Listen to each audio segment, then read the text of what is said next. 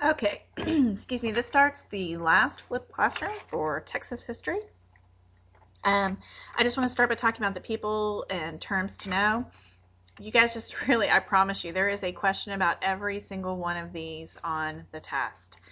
Second period, you already know this because you have already had a review in class.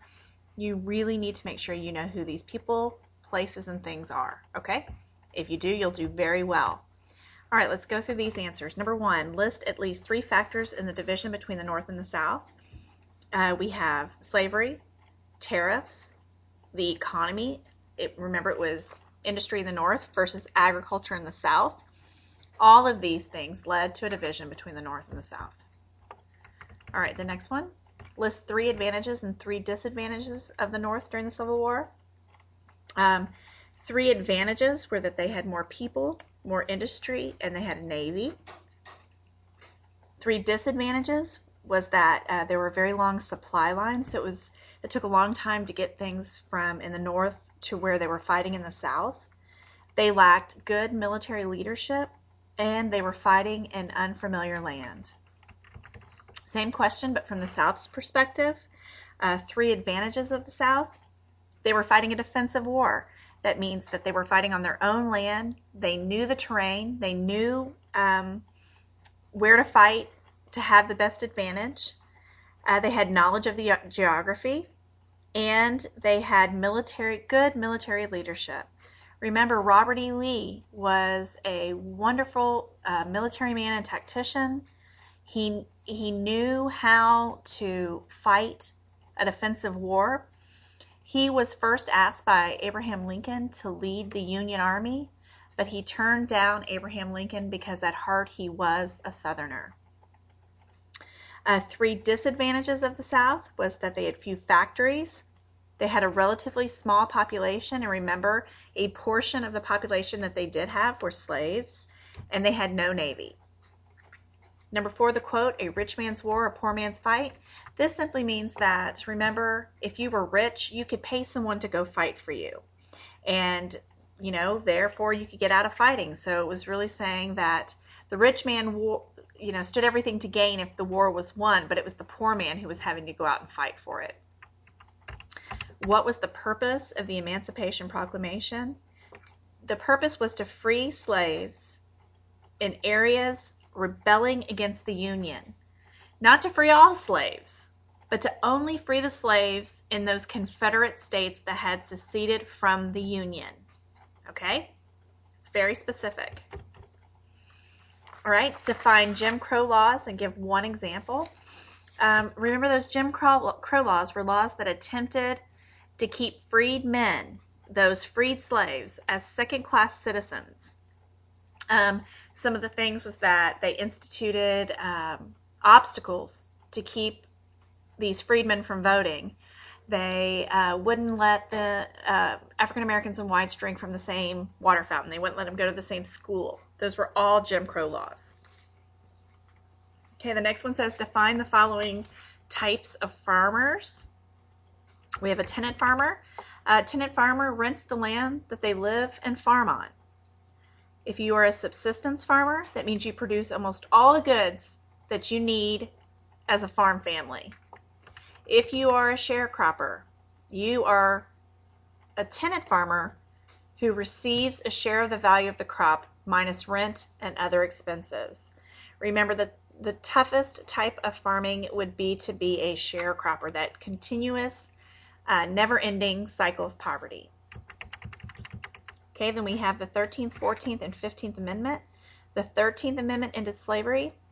The 14th Amendment guaranteed citizenship to all people born in the U.S., even now if you were of African descent. As long as you were born in the United States, you are a citizen. And the 15th Amendment gave African American men the right to vote. Number 9, what group of people would most likely have supported James E. Ferguson? That would be poor tenant farmers. Number 10, why was Ferguson impeached? He was impeached for the misuse of state funds. Number 11, what were progressives known for? They were known for wanting to improve society. Number 12, name 3 groups targeted by the Ku Klux Klan. That was Catholics, Jewish people, and minorities like African Americans. Number 13, what was the date of the Japanese attack on Pearl Harbor? That's December 7th, 1941. Number 14, what event in the 1940s had the greatest impact on women's lives? That was World War II.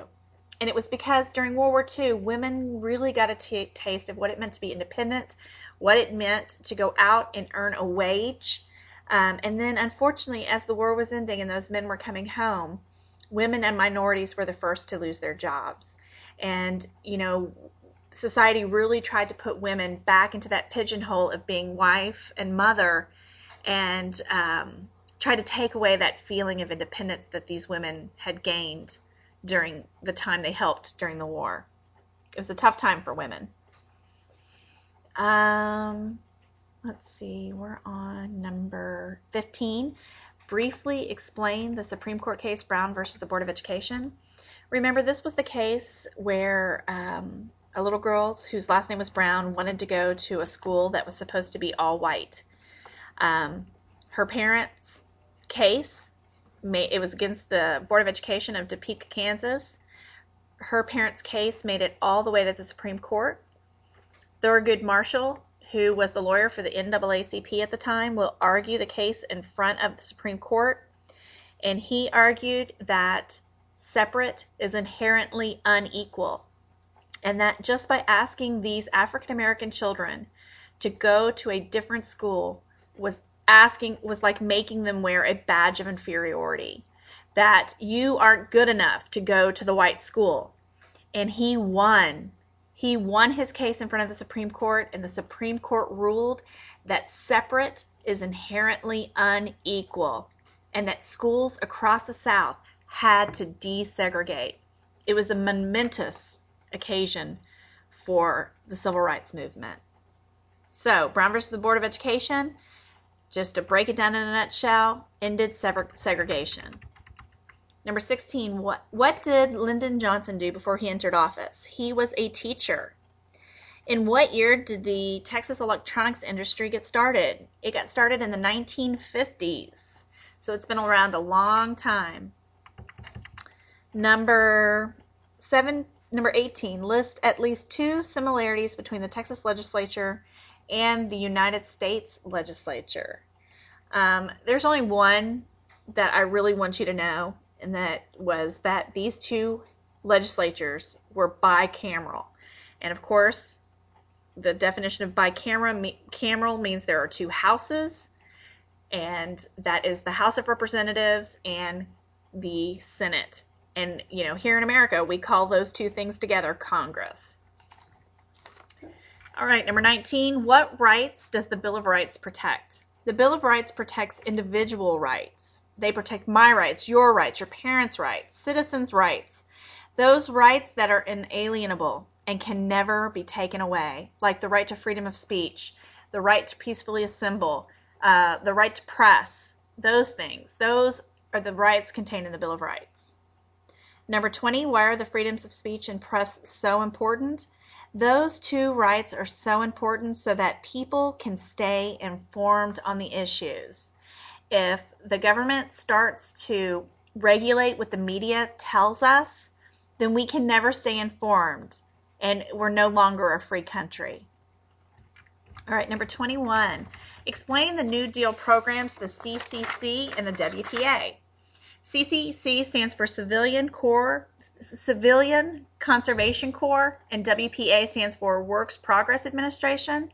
And both of these New Deal programs helped the unemployed. It helped provide jobs for the unemployed. Number 22, give 3 basic causes of the Great Depression. One was the overproduction of consumer goods. Another was the buying on credit. And a third was an unregulated stock market. No one was watching what was happening in the stock market. People were allowed to buy on margin, which means that they could borrow money in order to buy stocks.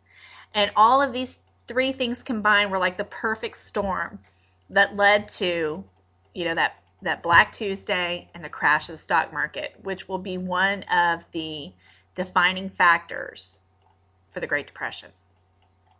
Number 23, what factor in the 1930s contributed to the westward migration of farmers from the Great Plains?